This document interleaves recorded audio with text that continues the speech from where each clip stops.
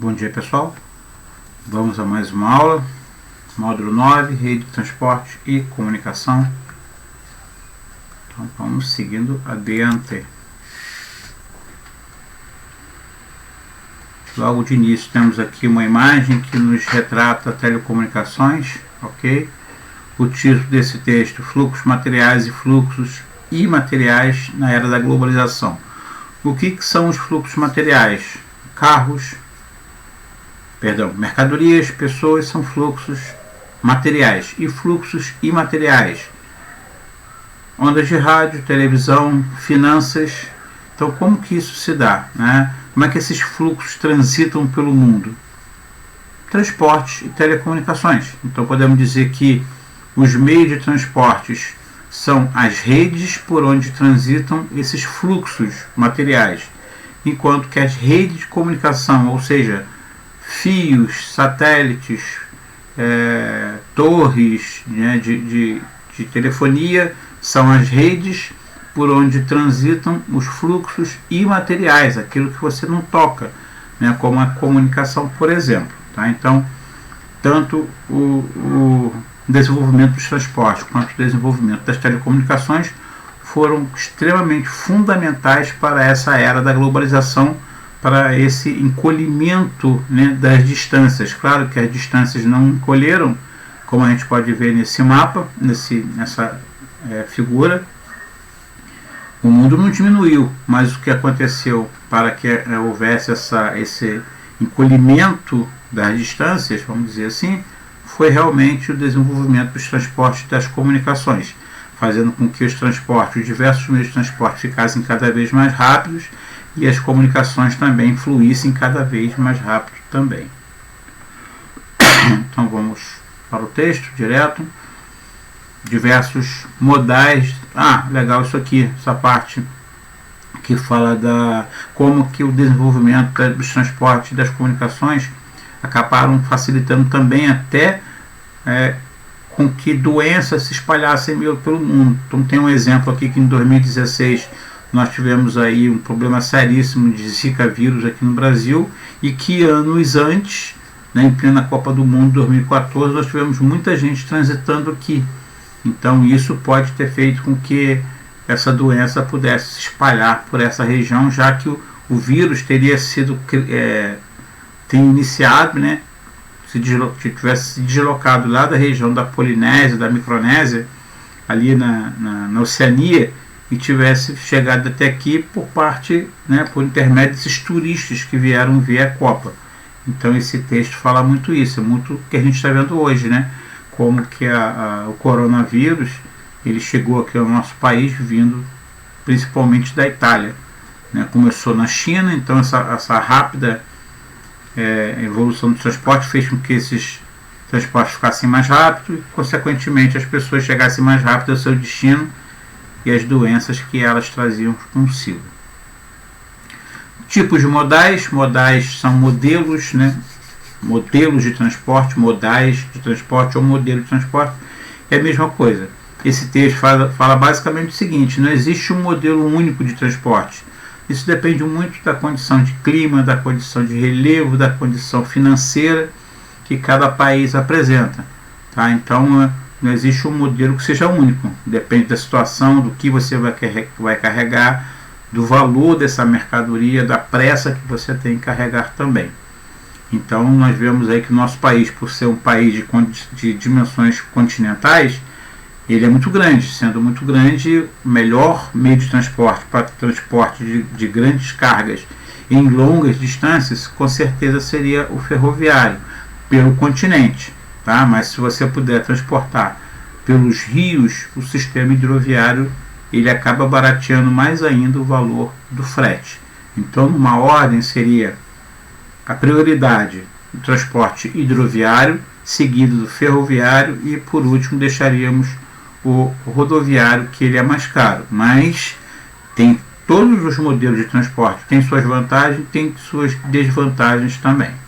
Então vamos a algumas delas, né?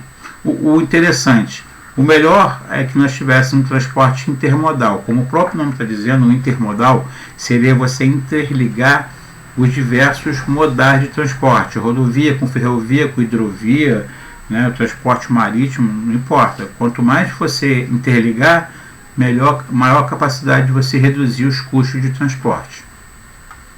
Temos aqui um exemplo dessa interligação, poderia ser, né, o caminhão com a ferrovia.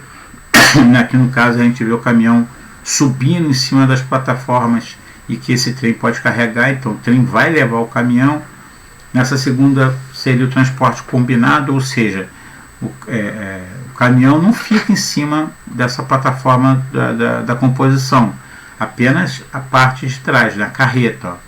Aqui está as rodas, elas se encaixam num local aqui, ó, nesse local que está aqui na segunda imagem. E aí, chegando numa estação ferroviária, o caminhão simplesmente acopla aqui e puxa a carreta. Nessa terceira aqui seria o transporte de contêineres, que a gente mais vê acontecendo, né?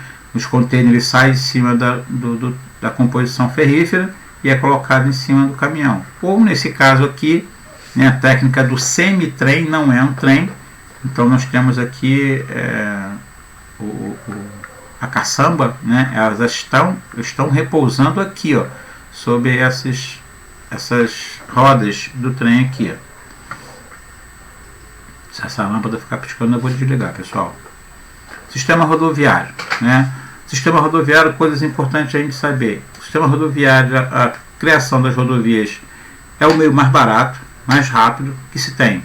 Então, por isso que países pobres, países que não têm boas condições financeiras, adotaram esse modelo de transporte, o rodoviarismo, certo? Então, o modelo rodoviário, ele é o mais barato para você criar, mas ele vai ser um dos mais caros para manutenção.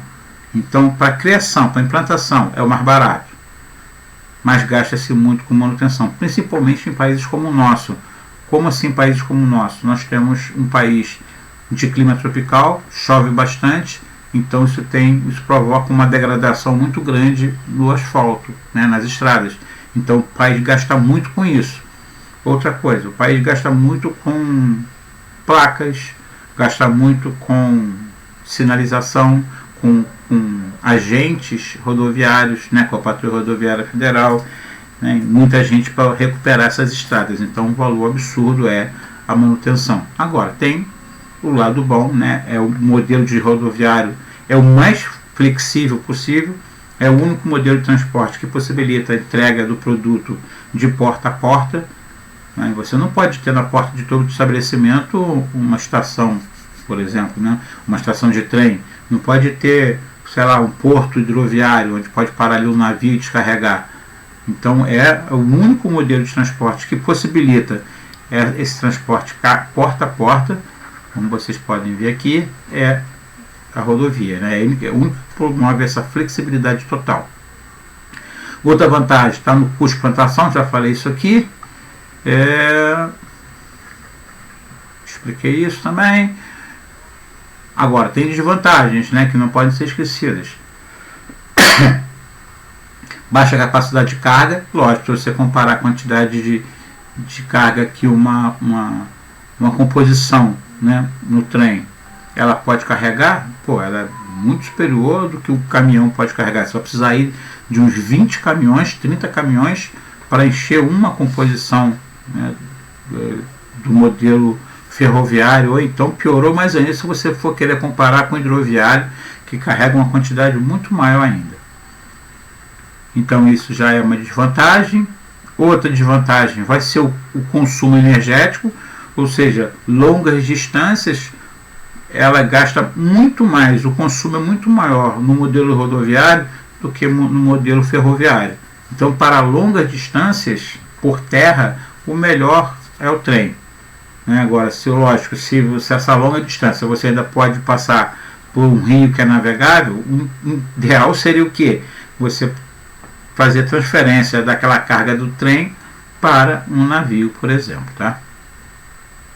Então, como se aqui está dizendo que o gasto de energia aumenta o custo final do modelo rodoviário, isso acaba elevando o valor dos produtos transportados. Aí a sua carga, por exemplo, que seria muito boa, né, teria uma excelente competitividade por causa do valor, já que você não tem tantos problemas na produção da soja, por exemplo, ela vai agregando valor porque você transporta essa soja somente por rodovia para chegar até o porto.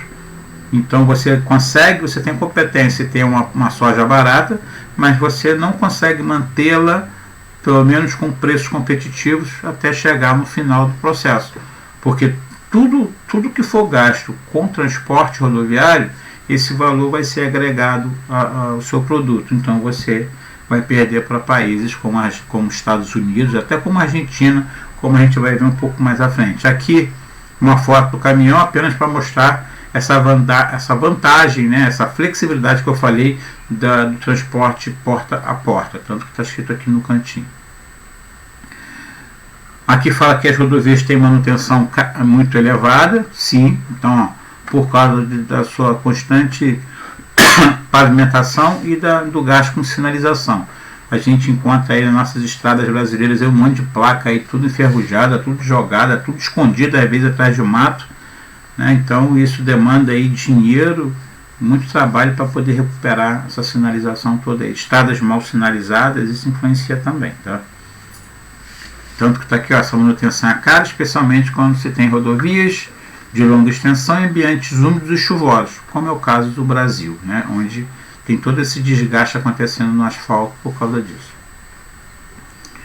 Algumas estradas na Alemanha são consideradas como as autobahns, ou seja, que por não ter presença de caminhões em alguns trechos, não existe nem limite de velocidade aqui nessa estrada, porque o caminhão realmente é um grande causador de acidente, não só porque não é ele que vai causar o acidente. Às vezes um motorista imprudente está atrás de um caminhão desse, ele vai fazer vai cortar, né, fazer uma travessia e não tem segurança naquilo que está fazendo, acaba batendo de encontro com outro carro numa curva fechada, sei lá.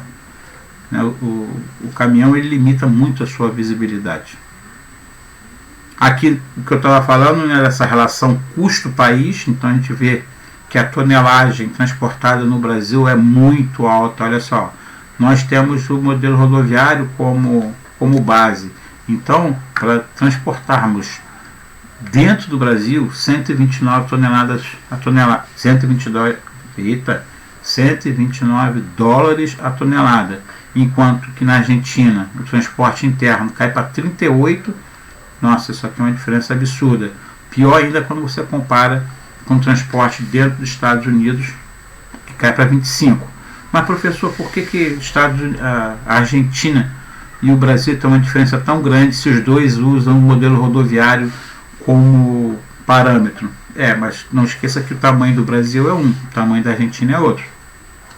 Então, se o caminhão vai percorrer longas distâncias no Brasil, aquilo que nós falamos, quanto maiores as distâncias, mais caro vai ficando. A Argentina não tem um tamanho como o Brasil tem. E aqui no caso dos Estados Unidos, a gente vê que o transporte interno deles está completamente interligado. Eles utilizam muito o transporte intermodal, onde a maior parte de sua mercadoria vai até para a hidrovia. Tá? Se eles usam principalmente a hidrovia como o grande... a principal modelo de transporte para carregar a carga, olha como é que despenca o valor da tonelagem, né, para efeito de comércio. E aí quando você chega no final do processo, coloque-se a isso o valor dos custos com transporte marítimo. Aqui Brasil e os Estados Unidos tem um valor muito próximo, né, 45, 46 dólares. Então, por que o da Argentina ficou bem mais alto? Por causa da distância da Argentina para a China vai ser uma distância maior do que os Estados Unidos e o Brasil. Então, no quesito transporte marítimo, nós estamos muito bem, nós estamos até com uma tonelagem mais barata que os Estados Unidos. Mas então, o que encareceu o nosso produto está aqui, ó, o transporte, a logística dentro do Brasil. Aí quando você vai ver, os chineses preferem comprar com quem? Com o Brasil, com 174 dólares por tonelada, ou com os Estados Unidos com 71. Tem nem comparação, né? 103 dólares de diferença aí.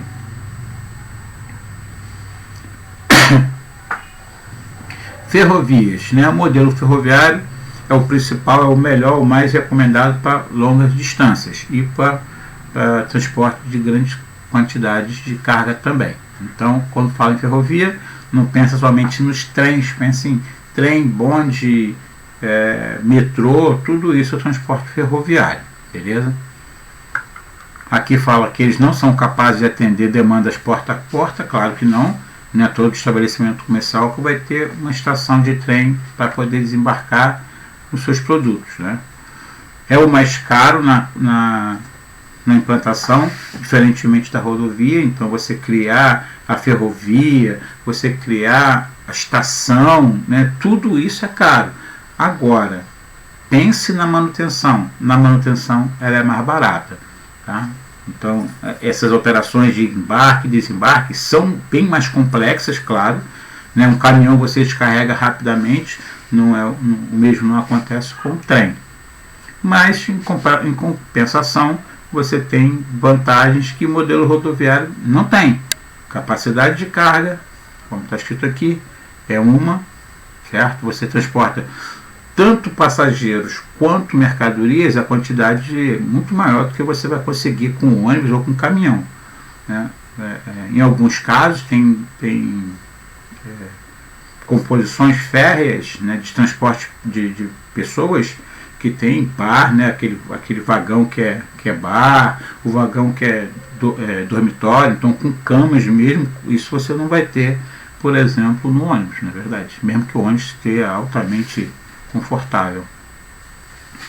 As malhas de trens urbanos devem ser integradas às de ônibus, barcas, é o que a gente vê dentro das cidades, né? Transporte coletivo, a precariedade que é o transporte coletivo em países pobres como o nosso.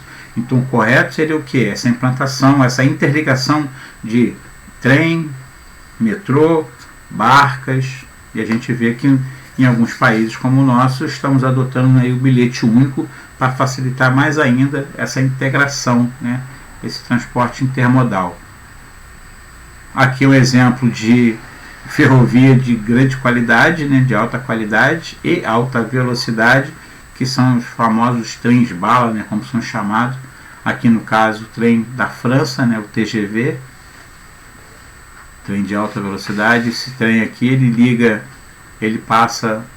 a França à Inglaterra, vai por baixo ali do Canal da Mancha, né? Tem túnel e ele faz esse percurso rapidamente, né? Agora, não só a França e a Inglaterra, mas o Japão tem, a China também tem trens aí que chegam tranquilamente aí a 300 km por hora.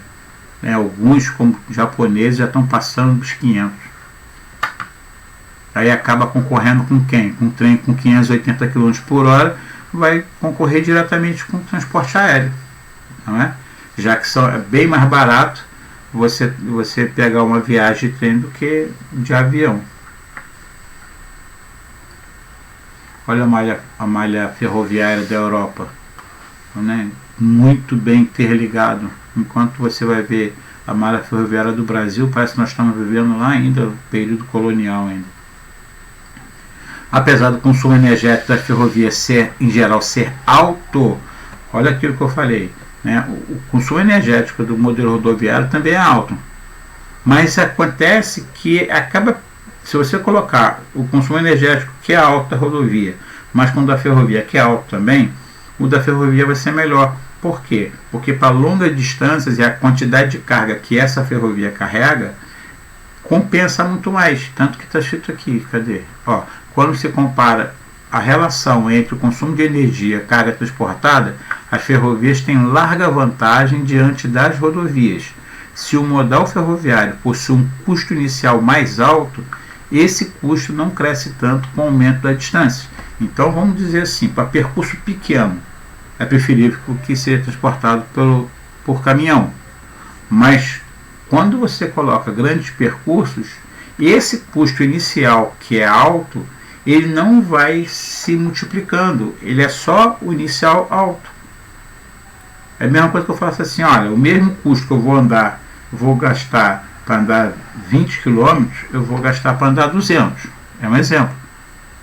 Então, para 20 km ele é caro, mas quando você vai andar 200, já deixou de ser caro.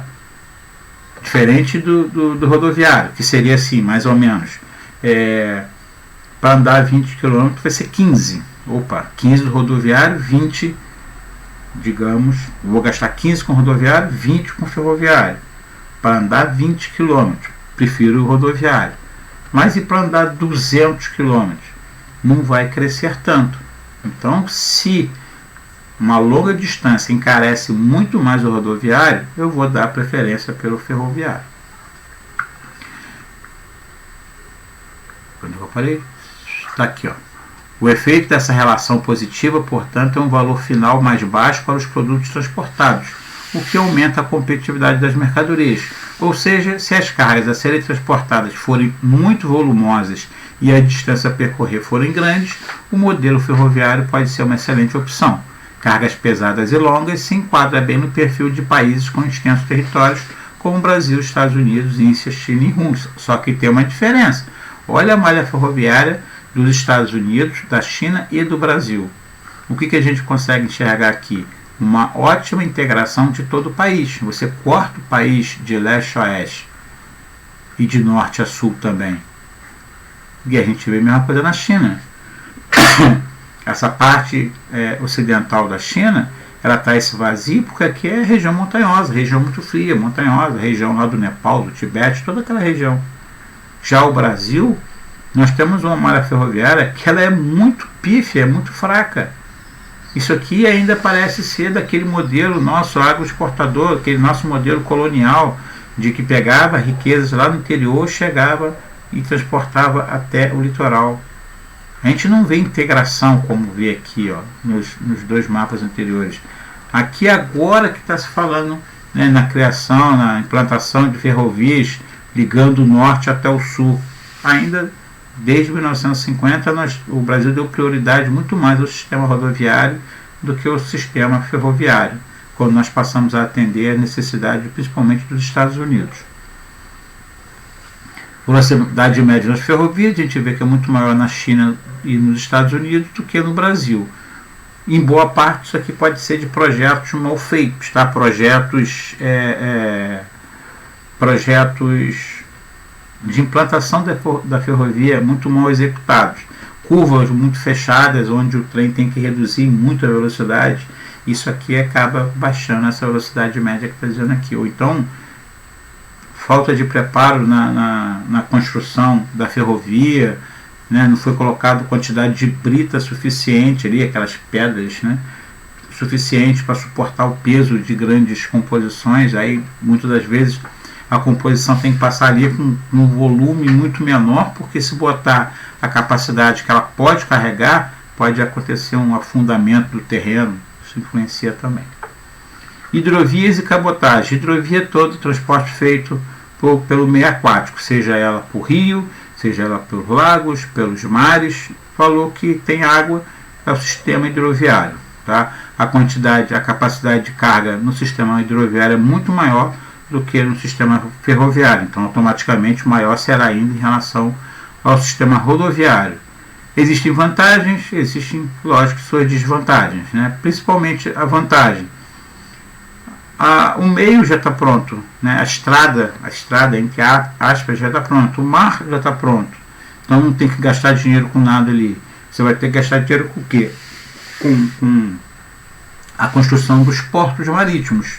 Tá? No caso do rio, de repente tem que gastar dinheiro com aprofundamento em alguns pontos do rio onde está muito assoreado, está muito raso. Então tem que fazer dragagem, ou então um alargamento de curvas. Vai ver que no ponto do rio a curva é muito fechada, não vai passar um navio. Então tem que alargar, então tem que ter um projeto ali de revitalização, né, de aprofundamento do leito do rio, ou então de alargamento das margens. Aqui fala sobre essa possibilidade de deslocar a carga, né, muito maior, então reduz drasticamente aí os custos do transporte aí, principalmente para mercadorias de grande volume, como por exemplo grãos, né, os super graneleiros, como está escrito aqui em cima, cadê? Está aqui, ó, surgimento de novos navios como super petroleiros, petroleiro todo mundo sabe, e super graneleiros. Então, transporte de soja, graneleiro. Transporte de milho, graneleiro. Os custos são reduzidos por diversas razões. Navegação oceânica não é preciso construir hidrovia, que eu acabei de falar, apenas os portos. Caminho das embarcações é natural, já falei isso aí também. Para vencer, né, desníveis em rios, podem ser construídas as chamadas eclusas. As eclusas nada mais são do que aqueles elevadores de navio, como pode ver aqui nessa imagem, e eles entram, fecham as comportas. Se ele vai descer um degrau, é simplesmente abrir uma parte da comporta, está aqui, ó, e aí ele desce, a água vai baixando.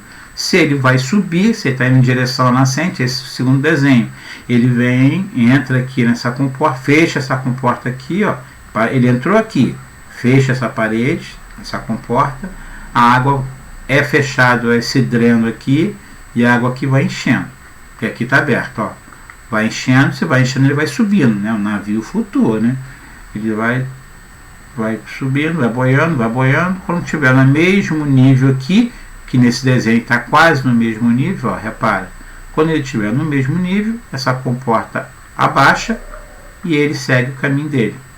Então é assim que ele consegue vencer esse desnível do rio, com a construção das chamadas eclusas. Vamos lá? Agora, né, tem seus problemas, para você tem que ter uma grande quantidade de pessoas para trabalhar aqui nessa operação de carga e descarga, se bem que hoje em dia, né, essa grande quantidade de pessoas foi mudada, foi trocada. Por quê? Porque hoje nós temos os containers, essas caixas metálicas aí. Imagina bem antigamente, quando não existiam os containers, a quantidade de pessoas que eram empregadas para tirar essas mercadorias, né, no braço, botava-se sacas de soja, imagina bem, enchendo um monte de gente que ia precisar para transportar isso aí tudo no muque, né? Aí com todo o desenvolvimento, isso praticamente não tem mais. Então a gente tem as caixas dos contêineres metálicos, que os guindastes agora que tiram e descarregam o navio, colocam tudo no porto, que vai ser carregado ou por trens, né, que chegam até o porto, ou então por caminhões. Aqui um texto de como surgiram os contêineres, vale a pena vocês lerem. Tá? Os contêineres servem para diversas situações. Não esqueça que um container ele te dá segurança à carga transportada. O container ele é facilmente trocado de um local para o outro. Então você pega um container com guindaste, é claro, coloca no navio, coloca no trem, coloca num caminhão, fazendo com que o processo de carga e descarga seja muito mais fácil. Né? É muito mais fácil para você empilhar, porque todos esses contêineres têm o mesmo tamanho, então é mais fácil para você empilhar no navio ou colocar no porto também, a arrumação fica melhor, né? As meninas sabem muito bem que é muito mais fácil você arrumar o sapato, tênis, sandálias em caixas dentro do guarda-roupa do que deixar tudo solto. É muito mais fácil a organização. E hoje em dia esses contêineres até estão maiores, tiveram que aumentar. Então, esse é um problema, que quando você aumenta o tamanho do container, o que se espera? Dá para carregar uma quantidade maior de produtos ali dentro. Ok, só que todos os portos marítimos do mundo inteiro vão ter que investir. Por quê? Com contêineres maiores, você vai ter que trocar todos os guindastes. E todos os contêineres antigos vão perder validade. Você não pode trabalhar com dois tipos de tamanho diferentes. É um ou é o outro. Então, como adotaram contêineres maiores para poder transportar mais mercadorias, houve um descarte desses contêineres menores. Por isso que a gente encontra aí casas sendo feitas com contêineres, né, usando container para fazer UPP. É muito comum você ver os UPPs com contêineres, porque são esses contêineres menores que foram descartados.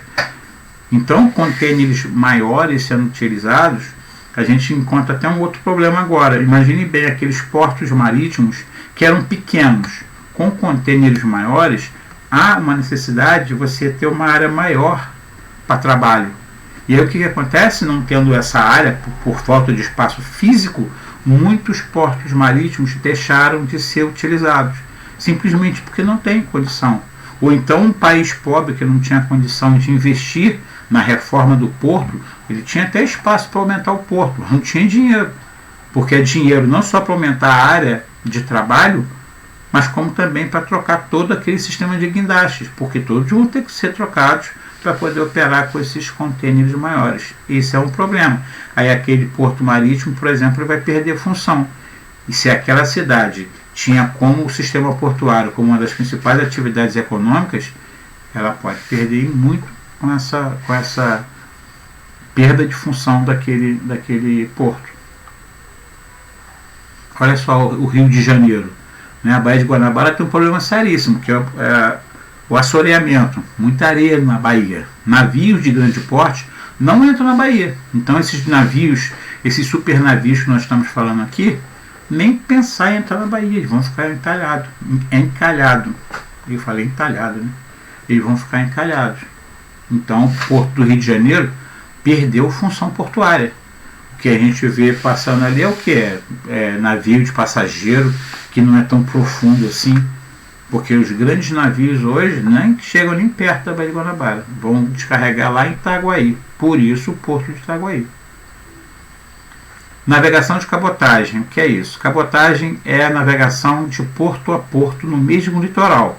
Então, se você vai fazer negócio, você tem uma empresa no Rio Grande do Sul, para mandar produtos para o Rio de Janeiro, para mandar produtos para Salvador, você faz isso pelo mar, já que é mais barato. Isso é navegação de cabotagem. Não confundam com transporte marítimo internacional. Você sai do Rio Grande do Sul e vai levar um produto até a Argentina. É cabotagem? Claro que não. A cabotagem só acontece quando é dentro do mesmo país, né? de porto a porto no mesmo litoral. Aqui, benefício do transporte hidroviário como comparado com a mesma quantidade por outros modelos. Então, reparem, um comboio hidroviário carrega o equivalente a 3 comboios com 86 vagões aqui, ó. E quando você coloca rodoviário, serão necessários 180 carretas para você encher, né, um comboio hidroviário. Aí a gente pode ter noção, né? Olha aqui a quantidade de poluição. Enquanto que a emissão de CO2 no navio vai ser 70 gramas, parte, né? Você vai ter 219 com as carretas, 109 com a ferrovia. Ou seja, qualquer coisa aqui é muito mais vantagem para a hidrovia. Consumo de combustível 5 litros, enquanto que aqui vai ser 10. A rodovia só perde, né? Comprimento total 150 metros. Comprimento total de botar essas composições férreas uma atrás do outro 1 km, e de 3,5, né? 3,5 aí, basicamente aí, dos caminhões aí, botar um atrás do outro, tá? Então, de todas as formas, quem ganha é transporte hidroviário. Na cidade, olha o problema de transporte rodoviário na cidade. Olha a quantidade, olha o espaço ocupado por essas pessoas aqui. Deve ter aqui 60. Aqui não está, não, 100 pessoas, está aqui, ó. Não, aqui não é 100 não. Aqui o texto aqui está falando, mas não é isso aqui não. Mas reparem, a quantidade de carros que ocupam essa estrada, a quantidade, se fosse bicicleta, a quantidade de ônibus. Então, muito mais vantajoso o transporte coletivo nas cidades, né? O problema na cidade é essa mobilidade urbana, vamos dizer, né? Isso, né? Algumas opções que estão sendo feitas, né? Estão estimulando bastante aqui o uso da bicicleta, a criação de ciclovias, mas ainda existem alguns problemas ainda a ser resolvido, né? Malha insuficiente, falta de interligação com o transporte de massa, grandes distâncias a serem percorridas, cultura e preferência ainda pelo veículo automotor, falta de política que estimule a cidadania, periculosidade, com certeza, quantas pessoas já morreram andando do lado de rodovias, do lado de ruas lotadas, violência urbana, a gente percebe. Aerovias, né? Transporte aéreo é o mais caro de todos. Então temos aqui, ó, surgiram no início do século XX, ao longo do século evoluíram e passaram a ser utilizadas para o transporte de muitas pessoas de carga. Ainda a aviação militar, cujo objetivo é garantir a soberania nacional do espaço aéreo dos países. As grandes vantagens do sistema aéreo são rapidez e segurança. Não é necessária a construção de via, claro que não, o ar já está pronto, mas é caríssimo e caríssimo demais a construção de aeroportos, sistemas de comunicações e de proteção de voos. Isso aqui dá ao sistema um valor muito caro, muito alto. Não queira comparar um terminal rodoviário ou um terminal ferroviário com um terminal aéreo, né? Esse é um problema maior ainda. Muito gasto, muita tecnologia envolvida ali, aquela torre de comando, né, de controladores de voo, o pessoal do chão ali que toma conta ali de fiscalização, a Polícia Federal, né, todo esse controle demanda pessoal especializado e muito dinheiro também. Isso tudo somado aos custos operacionais de embarque e desembarque de voo faz desse modelo o transporte mais caro que existe. Por isso ele deve ser usado preferencialmente para transportar carga de alto valor e que percorrerão longas distâncias e, claro, pessoas. No caso de produtos perecíveis, a rapidez do modelo aeroviário é indispensável. Agora, tem que ver o que vai ser transportado, né? Não vai querer transportar produtos muito pesados, que aí não tem como. Por conta do aumento do número de usuários nas últimas décadas, muitos aeroportos têm ficado saturados. Com isso, surgiu a necessidade de construir novos aeroportos. Contudo, não é viável que a construção desses novos terminais se dê próximos a grandes centros, forçando suas construções em áreas distantes, cerca de 50 a 60 quilômetros de distância da área central da cidade. A gente vê que, por mais que as pessoas, né, por mais que os governos construam esses aeroportos longe da área central, acaba a especulação urbana, o crescimento da cidade se aproximando perto dos aeroportos, né? Só a gente olhar os nossos aeroportos aqui no Brasil. O aeroporto como de Guarulhos e São Paulo fica praticamente dentro da cidade, né? O aeroporto do Rio de Janeiro também. Olha o aeroporto Santos Dumont, olha o aeroporto do Galeão. Ali no aeroporto do Galeão, realmente não tinha ninguém morando ali perto quando foi construído. Agora, tu vai ali hoje, você vai passando nas margens da linha amarela, da linha vermelha, você vê que tem ali a favela Beira-Mar, em Duque de Caxias, a favela Nova Holanda, a favela do João, tudo cercando o aeroporto do Galeão. O aeroporto Santos Dumont nem se fala, fica lá no centro da cidade, cercado ali por toda aquela área urbana. Isso provoca discussões, pois em alguns casos a pessoa despenderá mais tempo, isso se for longe da cidade, tá? Se deslocando do aeroporto até o centro da cidade, do que leva a própria viagem do avião de origem ao seu destino. E é verdade, rapaz. Quando minha filha foi para Campinas, eu saí do Rio de Janeiro, ela pegou o avião, eu saí do Rio de Janeiro, ela chegou mais rápido em Campinas do que nós chegamos aqui em Guapimirim. Nós demoramos 50 minutos e estava boa a pista. Não tinha trânsito não. Nós demoramos 50 minutos do Rio de Janeiro até Guapimirim e ela demorou 40 minutos do aeroporto até o aeroporto Viracopos em Campinas. Muito mais rápido, né? Assim, muitos países associam a construção de aeroportos a linhas de trem de alta velocidade ou metrô para fazer essa ligação, ou seja, tornar mais rápido, né? Tem que ter isso perto. Dutos, o que são dutos? Dutos são canos. Então, a maior malha de transporte do mundo não é rodoviário, não é ferroviário, não é hidroviário e não é aeroviário. É o transporte dutoviário, que é aquilo que é transportado por canos. E qual o transporte dutoviário é o maior do mundo? O de água, certo? Toda casa do mundo tem cano d'água. Então é o maior. Mas o que eles podem ser transportados? Pode transportar petróleo, gás, os gasodutos, os oleodutos, os aquedutos, que é o transportar água. Então tudo isso aí é um complexo meio de transporte que são desses diversos dutos por aí. Atualmente até mesmo diferente tipo de minério pode ser transportado por meio de grandes extensões de dutos, são os chamados minerodutos. Nesse caso, encontrou-se uma solução para o deslocamento do sólido que tem se transformado bastante rentável. O minério, na forma de polpa, é transportado por meio de bombeamento. No entanto, cerca de aproximadamente 30% da polpa é composta de água, o que vem gerando polêmica por conta do gasto da água, como isso aí. A grande vantagem pelo sistema de dutos é que ele permite o deslocamento de quantidades imensas de um produto através de estrutura fixa por longo tempo.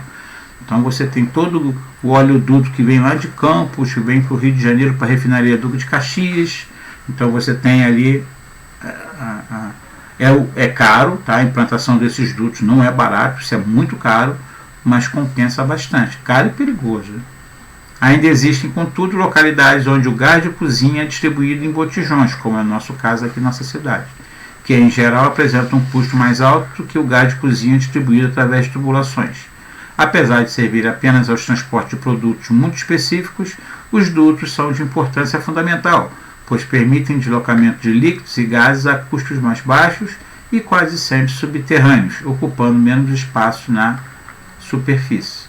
Tá? Então, gasodutos aqui como existem na Ucrânia, esses gasodutos assim, aéreos, como está esse aqui, isso é muito difícil de você ver. Aqui no caso é uma refinaria, tá? Mas geralmente são colocados subterrâneos. Corredor de exportação, então temos aqui, né, como que pode acontecer essas integrações dos transportes. Conforme vimos, existem diversos sistemas de transporte, cada qual com suas vantagens e suas desvantagens. A escolha por um modelo de transporte é decisão estratégica, é lógico, e deve ser feita de forma adequada às necessidades do espaço em questão, como já falamos. Uma opção incorreta pode acarretar o aumento dos custos de deslocamento e a redução da competitividade. Com isso, o custo país torna-se muito alto, o que é um problema para quem tenta se inserir de forma competitiva no mercado global. Para que a escolha do tipo de transporte seja adequado, é preciso considerar alguns elementos chaves, como eles: tipo de carga, aquilo que eu falei, o que você vai carregar, qual o valor, qual é o peso, se ele estraga rapidamente ou não, né? A distância, se é curta, média, longa ou transoceânica, isso vai definir o que você vai usar, condições naturais de relevo e clima e os custos de implantação e manutenção. Tudo isso tem que ser feito. O processo de armazenagem de mercadorias entra em cena diversas vezes ao longo de uma cadeia produtiva, a começar pela produção. Então, até isso você tem que pensar: onde é que vai ser armazenado? Construção de armazéns, né? Então, desde o armazém de estocagem, né, lá na sua fazenda, até o local num porto, tem que ser pensado também. Afinal, quando as cargas chegam aos portos, não são embarcadas diretamente no navio, claro que não. É preciso que toda a carga a ser exportada chegue ao porto e que a liberação burocrática seja feita. Por isso, o armazenamento nos portos é fundamental, é evidente, né? Não achem vocês que o caminhão ou o trem já chega no porto e já vai direto para o navio, porque não vai. Aí já entra numa outra situação, e lá no porto da mesma forma. Se os terminais são estruturas que transferem carga de um meio de transporte para o outro, podemos dizer que eles são intermodais. Sim, então o porto é um intermodal, já que ele recebe produtos do rodoviário ou do ferroviário e vai passar para o navio. O funcionamento do sistema de transporte na atualidade é caracterizado não pela competição, mas pela complementariedade entre diferentes modais, visando aumentar a velocidade e diminuir os custos do deslocamento de carga. Evolução dos meios de comunicação. Saímos do transporte, vamos rapidamente para a comunicação. Esse aqui vai ser mais rápido. Qual comunicação? Ela começa principalmente, né, vamos botar bem aqui uma data, quando acontece o descobrimento do chamado telégrafo. O telégrafo vai dar uma velocidade muito forte a essas transações comerciais, porque agora não tem mais aquela necessidade de você ter que mandar um mensageiro para um local para entregar uma mensagem, por exemplo. Então está aqui, ó, já no final do século XIX. Não, aqui não, perdão. Vamos aqui, ó. Isso mesmo, está certo. No final do século XIX, começaram a ser lançados no Oceano Atlântico cabos submarinos de transmissão de dados. Ainda não era possível, contudo, uma transmissão muito veloz de informação, pois o sistema limitava-se a mensagens telegráficas. Em 1835, Samuel Morse e Alfred Vail desenvolveram o telégrafo, um aparelho que recebe e envia sinais elétricos. Aí sim, isso aqui vai ser possível de acontecer. O sistema mais utilizado para transmitir as mensagens telegráficas era o código Morse, que permitia a distinção de letras, números e sinais de pontuação. Com essa tecnologia, as comunicações intercontinentais ganharam mais velocidade e proporcionaram o surgimento da imprensa moderna de notícias. Esse aqui é o telégrafo, que quando você dava um toque aqui em cima, essa parte metálica entrava em contato com a parte superior e isso promovia um choque. E aí você podia canalizar isso ou por uma perfuração, ou por um barulho, ou por uma luz, né? Seria visual. E aí basta você criar o famoso código Morse que a mensagem será transmitida. A invenção do telefone aconteceu nas últimas décadas do século XIX, revolucionando as comunicações, né? A possibilidade de se transmitir a voz através de sinais elétricos deu ainda mais força para a aceleração dos fluxos de informação. Então não vai ser mais barulho, né? Barulho de toque, ou então luz piscando, né? Que vai fazer a comunicação. Sim, essa sua voz vai poder ser transmitida, o que vai dar um grande salto nas comunicações. A telefonia celular, desenvolvida no final dos anos 40, se difundiu em maior escala entre os anos 70 e 80 no mundo desenvolvido, ou seja, rapidamente isso chegou a um número muito maior de pessoas. O rádio foi inventado no século XIX, mas sua popularização, acompanhada da difusão da televisão, se deu no início do século XX, além de possibilitar a circulação de informação mais rápida do que jornais impressos. Os dois meios de comunicação de massa, ou seja, a televisão e o rádio,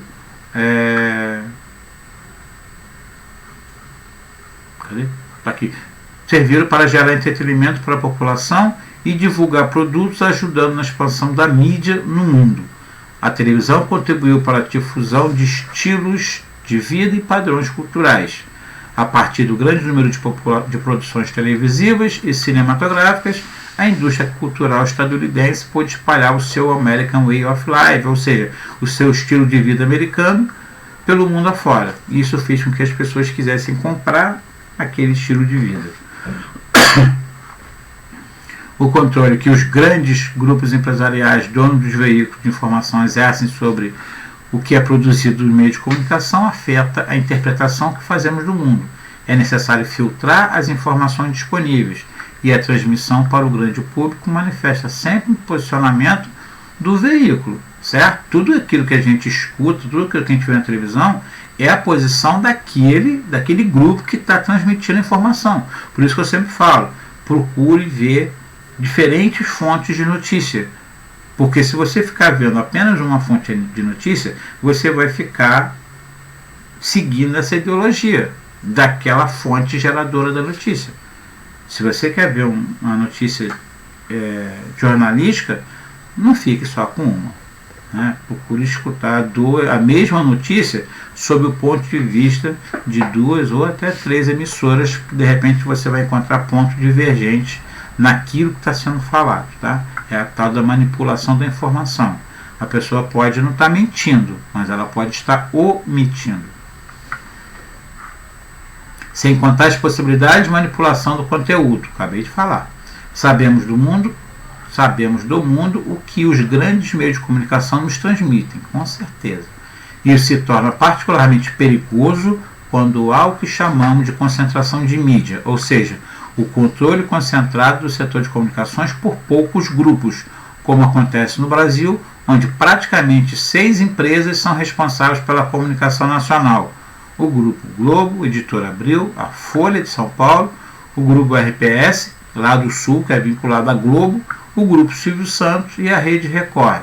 Uma ameaça a esse controle são a internet e as incalculáveis possibilidades que ela cria todos os dias. Não foi o que nós vimos na última eleição, como que a internet quebrou todo esse sistema que estava formado principalmente pela chamada Rede Globo? Ninguém esperava as eleições já acontecer daquela forma. Ou seja, os próprios detentores do poder da mídia, parece que eles fecharam os olhos para o que as redes sociais é capaz de fazer, né? Então a Globo está tendo que se reinventar com essas redes sociais também. Internet. Resultado de investimentos em tecnologias militares. A internet é um sistema que se conecta a redes de computadores, como todo mundo sabe, e permite a comunicação e a troca de mensagem cada vez mais. É cada vez mais fácil produzir e disponibilizar informações pelas redes sociais. Acabei de falar isso. Para pequenas e grandes empresas, a internet também representa diversas oportunidades. Eu só compro produtos agora pela internet. Quer seja na Casa Bahia, quer seja no Ponto Frio, quer seja na loja Americana. Eu não vou mais a lojas físicas. Então elas atentaram para isso e passaram também a atender. Vendem muito mais nas lojas virtuais do que a loja física. É o que está escrito aqui. Ó.